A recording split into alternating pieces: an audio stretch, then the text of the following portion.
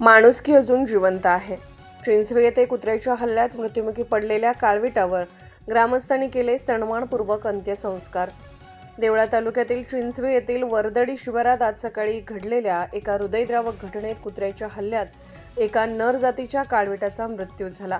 मात्र या दुर्दैवी घटनेतून गावकऱ्यांनी दाखवलेली तत्परता, संवेदनशीलता आणि वन्य प्राण्यांबद्दलची आत्मीयता समाजाला नवा संदेश देणारी ठरली.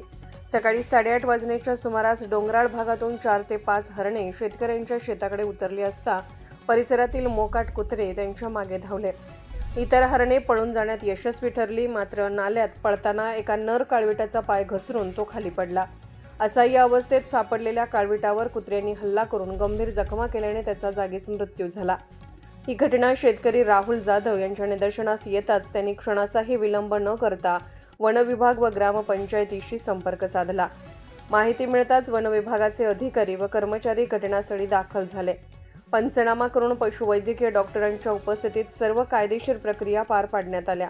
विशेष बाब म्हणजे मृत काळवीट हा केवळ एक वन्य प्राणी न राहता ग्रामस्थांसाठी निसर्गातील एक जीव बनला होता. वनविभागाच्या मार्गदर्शनाखाली त्या काळविटावर सन्मानपूर्वक अंत्यसंस्कार करण्यात आले. यावेळी वरदडी शिवारातील शेतकरी तसेच परिसरातील सर्व आदिवासी बांधव मोठ्या संख्येने उपस्थित होते.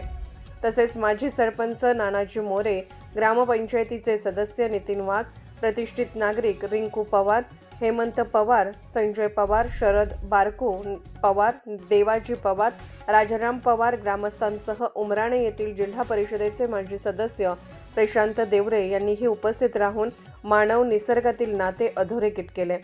या घटनेने एकीकडे वन्य प्राण्यांसमोरील वाढते धोके अधोरेखित केले, तर दुसरीकडे ग्रामीण भागातील माणुसकी, सामूहिक जबाबदारी आणि वन्यजीवांबद्दलची आत्मीयता आजही जिवंत असल्याचे स्पष्टपणे दिसून आले.